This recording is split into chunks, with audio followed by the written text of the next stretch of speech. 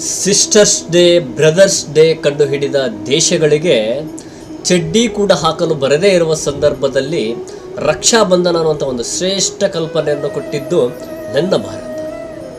ಒಮ್ಮೆ ಮಹಾಭಾರತದಲ್ಲಿ ಶ್ರೀಕೃಷ್ಣನ ಕೈಗೆ ಗಾಯ ಆದಾಗ ದ್ರೌಪದಿ ತನ್ನ ಸೀರೆಯ ತುಂಡೊಂದನ್ನು ಶ್ರೀಕೃಷ್ಣನ ಕೈಗೆ ಕಟ್ಟಿ ರಕ್ತಸ್ರಾವಾಗದನ್ನು ನಿಲ್ಲಿಸಿದಳು.